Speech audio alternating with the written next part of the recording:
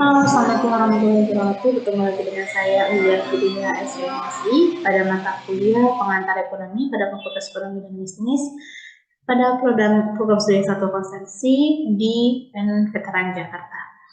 Nah, pada pertemuan yang ke-10 ini saya bersama tim pensiun saya adalah Ibu Desmentari, Ibu Dr. Desmentari SMM dan Bapak Ahmad Hidayat MPP akan membahas tentang bagaimana yang menghitung national output atau national income atau yang biasa kita sebut GDP ya, atau measuring national output and national income. Nah, baiklah, untuk mempersingkat waktu, marilah kita lanjut pada objektif pada pertemuan atau video pembelajaran untuk pertemuan ke-10 kali ini. Nah, learning objektif dari materi kali ini atau video pembelajaran kali ini adalah bagaimana kita pemahaman kita terhadap gross domestic product, bagaimana menghitung atau mengkalkulasikan GDP tersebut, dan bagaimana perbedaan antara nominal dan versus real GDP. Oke, baiklah. Untuk GDP ya, GDP seperti yang kita tahu adalah gross domestic product ya. GDP itu adalah the total market value of the final goods and services that produced within a given period of time by cost of production, land, labor, and capital that located within the country. Jadi GDP itu adalah nilai akhir dari seluruh ya total dari jumlah atau final goods ya, final atau total jumlah akhir dari hitungan barang dan jasa yang telah diproduksi ya dalam periode tertentu dengan kota-kota produksi berupa land, labor, kapital ya dalam suatu negara ya. Nah, jadi mari kita lihat final goods and services itu apa aja ya. The value of intermediate goods is not counted in GDP ya. Kalau barang yang setengah jadi itu yang masih barang mentah itu belum di-counted dalam GDP. Yang hanya di-counted itu adalah nilai akhir, nilai final ya. Nah, tapi di sini juga ada pengecualian yang tidak di-input adalah yang namanya value added. Value added itu apa? The value of goods that as they leave stage production ya.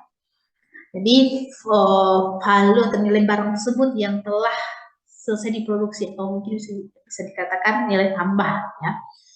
Atau dikurangi dengan the cost of the goods as they enter that stage. Jadi cost harga awalnya ya, mereka saat memasuki dalam proses-proses produksi atau harga dasarnya. Nah, seperti apa sih bentuk value added sama yang final goods dan service tersebut? Mari kita lihat pada tabel berikut. Nah, ini ada contoh the value added in the production of gallon of gasoline ya. Nah, dalam proses produksi sebuah gasolin atau gas ya atau per galon itu ya, yang ada 4 proses produksi di sini, ada oil drilling, refining, shipping sampai retail stage. Nah, dari setiap produksi tersebut, dari setiap stage tahap-tahap produksi tersebut ada nilai jualnya ya. Nah, sedangkan nilai value added itu adalah nilai tambahnya ya, di luar dari nilai jualnya ya. Dan itu biasanya akan sama hasilnya dengan nilai jualnya ya, value added itu. Maka dari itu value added itu tidak dikalkulasi lagi dalam GDP. So in calculating GDP we can either sum up the value added at each stage production or we can take the value of the final sales. Kita hanya ngambil value of final sales. We do not use the value of total sales ya in economic measure ya. Supaya apa? Supaya tidak terjadi yang namanya double counting ya. Jadi nggak semata-mata. Jadi kalau ada double counting berarti GDP kita jadi double gitu ya nanti hasil akhirnya. Nah, ya di sini exclusion of used goods and paper transaction. GDP itu is concerned only with new current production yang terbaru aja. Alpha the double counting ya, dia akan sangat berhati-hati dalam perhitungannya untuk menghindarkan double counting. Selain tidak memasukkan yang namanya value added. Selain itu, host in counting in GDP only time it's real. Jadi contoh lainnya ya, tidak selain value added yang tidak dimasukkan, misalnya kita dalam membangun rumah yang hanya dihitung yang dalam proses penghitungan GDP adalah saat rumah itu dibangun, ya, bukan saat rumah itu sudah terjual, ya, atau sudah rent atau segala macam, ya, atau mungkin juga masuk nilai stok atau bonds, tidak dihitung. Exclusion yang lain, exclusion of output produced abroad by domestically common by factor of production GDP is the value of output produced by factor production located within the country. Ya, yang hanya dihitung, yang lokasinya hanya dalam negara tersebut. Misalkan Anda atau kalian punya, kita yang punya perusahaan atau kita bekerja di luar negeri, hasil penghasilan kita, hasil produksi kita di sana itu tidak dihitung dalam GDP kita. Namun itu akan dihitung, dijumlahkan dengan GDP dan itu akan nanti menjadi nilai GNP, ya.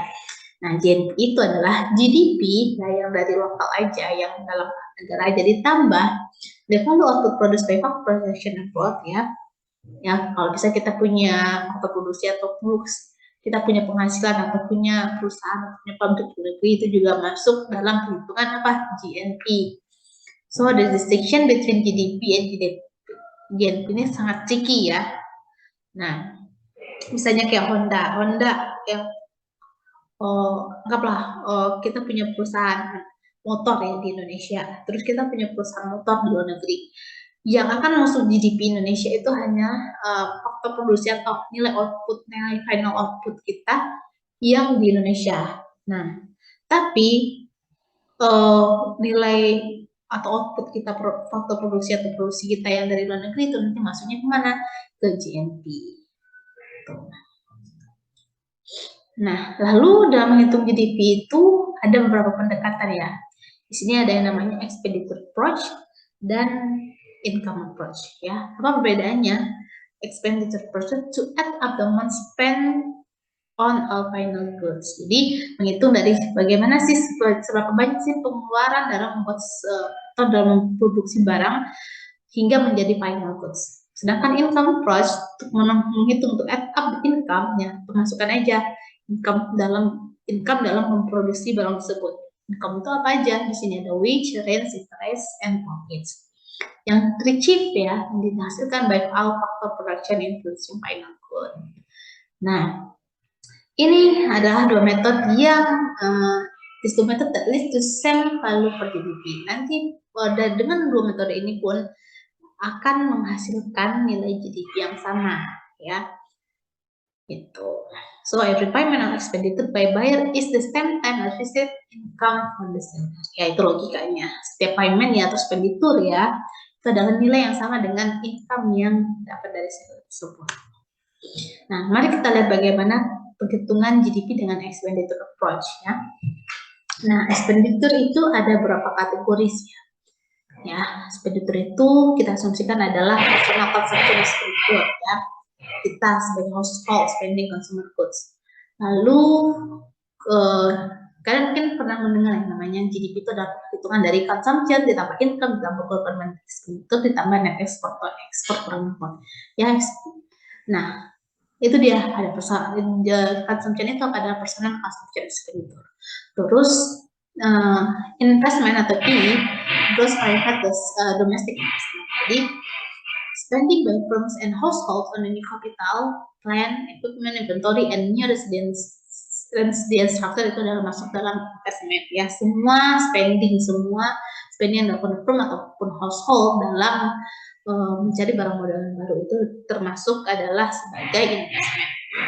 Dan yang kedua itu adalah G, government expenditure, government consumption, ya, baik itu yang gross ataupun yang net, ya. Dan yang terakhir adalah net export, ya. Nah, spending by the rest of the world, ya, di mana ekspor itu harus dikurangi oleh import.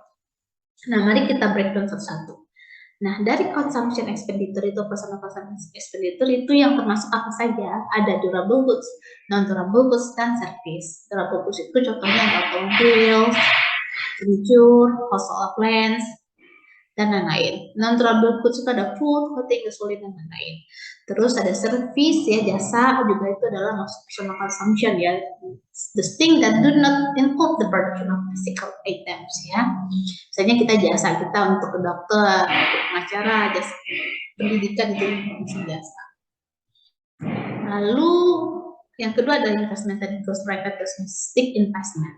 Ya, nah yang termasuk dalam domestic investment apa aja? Non residential, residential, and change in business inventory. Non residential itu adalah contohnya mesin, tool, plants. Residential itu adalah investment yang dalam bentuk fisik pembangunan ya, pembangunan house, apartemen, building, dan juga ada perubahan dari bisnis inventories kita ya.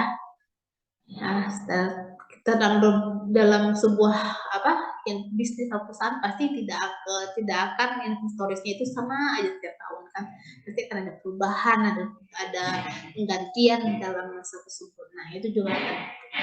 Nah catatannya di sini, GDP is not the market value of the total final sales during a period. It is the market value of total production. Jadi yang dihitung adalah total produksinya. Jadi bisa disimpulkan bahwa GDP itu adalah final sales atau final sales ditambah adanya perubahan dari bisnis inventoriesnya, itu cara menghitung GDP untuk investmentnya. Nah, gross investment itu juga terbagi dua, ada investment tersebut ada juga terbagi dua, ada gross investment sama net investment, atau yang gross investmentnya adalah yang masih kotor ya, investment yang masih kotor, dan netnya itu selanjutnya ya, mana key asset decline in a value over time ya. Juga dihitung ya depresiasinya ya dari investment itu ya, the amount of asset value fall each period. Biasanya seperti gedung, barang-barang itu biasanya ada nilai depresiasinya setiap tahun. Net investment ya, net investment itu adalah hasil akhirnya atau gross investment ya diminus dan dikurangi depreciation-nya, karena depreciation ini pasti untuk beberapa barang atau beberapa item tertentu akan ada ya, apalagi barang-barang seperti yang kita pakai, kita gunakan setiap hari ya, itu pasti ada depreciation-nya. Nah untuk menghitung hasil akhir ya, hasil bersih dari investment itu adalah kita gunakan namanya net investment, di mana gross investment kita di awal dikurang dengan depresiasinya. Nah di sini if net investment positif ya, nanti hasil dari net investment positif berarti kapital kita sudah meningkat ya. Nah lalu dari net investment ini kita bisa juga mengetahui bagaimana kapital kita pada akhir periode ya. Nah, caranya dengan mengurangi kapital modal kita di awal ditambah dengan net investment. Nah itulah total kapital kita atau modal kita dalam periode tersebut. Dan berikutnya adalah government consumption and gross investment atau G ya, atau bisa kita sebut government expenditure ya, expenditure by federal, state, and local, semua pengeluaran baik dari federal ke negara, local government ya, untuk menciptakan final goods ya. Final goods-nya seperti apa? Ya barang-barang kita perlu dalam negeri, dan juga jasa ya, jasa di sini baik pendidikan, military, kesehatan itu juga masuk dari government consumption. Dan juga government transfer payment itu adalah masuk dari government consumption atau government investment. Transfer payment di sini adalah gunanya untuk apa? Social security benefits ya, veteran disability, dan atau uang pensiun juga masuk ke transfer payment ya. Nah, are not include in G ya, transfer payment tidak include dalam perhitungan government expenditure because this transfer are not purchase of anything currently produced ya. Jadi tidak untuk membiayai produs dari barang atau jasa. Ini untuk mentransfer, namanya transfer payment ya. Nah, yang terakhir adalah net export, atau kita sebutkan adalah ekspor dikurang dengan importnya. Nah, consumption, investment, and government includes expenditure on goods produced both domestically and by foreigners. Ya, ini untuk di GNP. Tapi consumption, investment, dan government expenditure overstate domestic produce because its content expenditure on foreign produce goods ya, which have to subtract out of GDP. Kenapa ya? Kenapa? Jadi barang impor itu harus dikeluarkan dari GDP. Makanya kita namakan net export ya, karena yang impor itu adalah bukan produksi kita, maka dia harus diekspor dari GDP kita. Dan yang harus tambahkan adalah yang barang ekspor kita, barang yang kita keluarkan ke luar negeri itu adalah barang produksi. So, consumption ditambah investment, government and expenditure understands domestic production because some of what nation produce is sold already. Barang ekspor itu kan barang yang kita produksi dalam negeri yang kita jual ke luar negeri. Nah, maka dari itu barang ekspor harus dihitung dalam perhitungan GDP karena itu adalah melalui proses produksi di dalam negeri. Nah, jadi gitu ya. Untuk menghitung GDP dengan menggunakan pendekatan pendekatan ekspenditur ya, kita menggunakan variabelnya adalah konsumsi, investment, government expenditure, dan net export. Lalu dengan income approach ya, pendekatan dengan income approach. Nah, GDP in term worship its income. Kadang GDP itu bisa kita sebut sebuah income, bukan hanya pengeluaran tapi income. Ya, not rupiah. So, yang ada 4 komponen di sini yang harus kita atau variabel ya kita lihat dalam perhitungan GDP dengan menggunakan metode income approach. Yang pertama national income, depreciation, indirect tax, and net factor payments to the rest of the world. Nah, national income tersebut ya antara lain adalah compensation of employee ya. Contohnya seperti upah, gaji ya, asuransi. Terus yang kedua ada appropriate income. Nah, income of a corporate business ya. Dan corporate profits, income dari corporate business ya. Tapi dengan catatan setelah dikurangi dengan depresiasinya. Lalu net interest that paid by business, rental income, income received by property owners in the form of rent. Nah, juga di sini dia dikurang depresiasinya. The measure of the decrease in value, ya, hitungan dari pengurangan nilainya. The amount of total bias value for each per year. Lalu ada indirect tax, termasuk dalamnya ada sales tax, custom duties, license fees, dikurangi dengan subsidinya, ya. Tax itu pasti akan dikurangi dengan subsidi atau made by the government. Ya. Yang terakhir adalah net factor payment to the rest of the world. Payment factor income to the rest of the world dikurangi dengan receipt ya penerimaan dari faktor income from the rest of the world. Sehingga ya dari income approach tersebut ya bisa kita dapatkan yang perhitungan dari disposable personal income. Ya, nah di sini contoh tabel ya bentukan dari perhitungan GDP ya dengan menggunakan income approach ya. Apa aja tadi ya? Ada ditambah tadi ya. Di sini kita cara menghitungnya adalah dengan GDP itu pertama GDP yang ini ya dapatnya segini ya, sama dengan equals to disposable GDP ya. Ini kan GDP awal. Terus ini adalah hasil akhir dari disposable income ya. Nah, untuk mendapatnya kita harus ada penambahan dan pengurangan. Makanya dari sisi faktor income ya. GDP kan plus receipt ya. Faktor income dan list ya dikurangi dengan payment ya, payment per faktor income. Nah, lalu GNP itu didapatkan dengan kalau pendekatan income first dikurangi dari depresiasinya. Nah kan berkurang jadinya segini. Lalu sama dengan ya hasil dari ini itu adalah si net national product ya.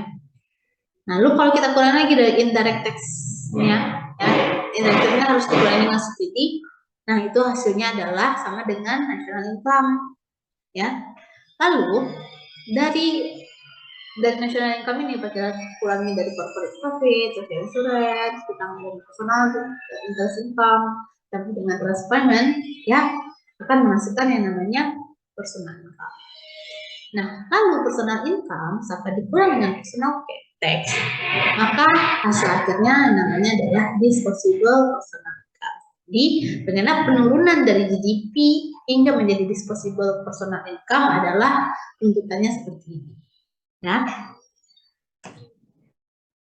Nah, lalu bagaimana dari disposable personal income mendapatkan hasil akhir dari menjadi disposable personal saving? Ya, nanti akan dikurangi personal consumption, interest rate, transfer. Nah, hasil akhirnya akan mendapatkan personal saving. Nah, biasanya pendekatan dari income approach ini sering digunakan oleh negara-negara seperti biasanya digunakan oleh Amerika. Nah, Indonesia sih sangat jarang ya menghitung GDP menggunakan income approach ya. Nah, di sini yang terakhir adalah kita lihat bagaimana perbedaan nominal dan nominal GDP sama real GDP. Ya, GDP yang real atau nominal itu atau harga dasar, harga berlaku ya, current price itu adalah sama dengan GDP nominal, dihitung dengan menurut harga pada tahun itu. So increase in the GDP is due to the price change, not production change. Use base year to calculate the GDP. Ada tahun pada tahun tertentu. Nah, real GDP ya, sedangkan real GDP di mana nominal GDP itu di-adjust ya, disesuaikan dengan perubahan harga. Nah, biasanya di sini ada namanya tahun dasarnya, the base year wage to calculate GDP. Nah, biasanya itu per 10 tahun. Nah, sekarang masih menggunakan GDP dengan tahun dasar adalah tahun 2010. Nah, base year itu adalah tahun yang dipilih ya, for the wage, fixed wage procedure ya. Ada beberapa fixed wage procedure ya yang bisa ditentukan ya tahun dasar. Dan yang terakhir adalah GDP price index ya. Adalah perhitungan dari overall price rate. The static of percentage change in GDP price index sama dengan adalah series dari inflation rate ya dari overall price rate. Nah, selain itu dari GDP konsep itu ada keterbatasannya ya. GDP, apakah GDP itu bisa menghitung tingkat kebahagiaan seorang atau seorang ya? Tidak. Jadi GDP itu tidak semata-mata akan mencerminkan tingkat kesejahteraan setiap penduduk suatu daerah atau negara. Ya, karena konsepnya GDP hubungan yang welfare ya. Ya, kita punya waktu luang ya yang banyak ya. Maka kalau orang yang banyak rezeki pembangunan, maka tingkat kesejahteraan sosialnya pasti akan rendah ya. Nah, dan berarti hasil produksinya itu rendah juga ya. Nah, ada non-market and domestic activities yang tidak dihitung dalam GDP ya. Contohnya, apabila seorang cuma melakukan kerjaannya untuk dirinya, tidak ada salarinya, tidak punya gaji, itu juga tidak dihitung dalam GDP. In case in GDP, seldom reflect rules for social pollution, result, and standard of living. Jadi, GDP itu juga bisa mencerminkan bagaimana tingkat sosial, kesejahteraan, polusi udara, dan standar of living. Selain itu, GDP tidak sama dengan the distribution of output or equity across the nation. Jadi, hasil dari atau enggak GDP per kapita itu tidak akan mencerminkan ya benar-benar pendapatan seluruh setiap warga negara sebesar itu. Jadi GDP adalah the average standard of living, rata-rata, hanya rata-rata dalam periode tertentu. The underground economy, the part of the economy in which transaction take place in which income is generated that is unreported ya. And therefore not counted in GDP. Ada nih beberapa transaksi yang mungkin tidak terlibat dengan GDP. Contohnya transaksi ilegal atau pajak-pajak yang ilegal. Nah, jadi kesimpulannya GDP ya is the key concept of the national accounting. Jadi konsep dari perhitungan ya national income ya. GDP is the total market value of a final goods in total dari final goods and services produced within a given period by factor of production located by within a country. GDP excludes intermediate goods ya, barang yang setengah jadi enggak. To include goods when they are purchased ya as input, and when they are sold ya juga tidak input of a final products will be double counting. Jadi itu dimasukkan karena kan menyebabkan double counting and will result in overstatement of the value proposition.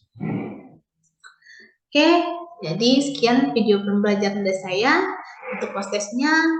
Nah, coba jelaskan kembali bagaimana cara menghitung GDP tersebut ya, baik dari segi expenditure approach dan income approach.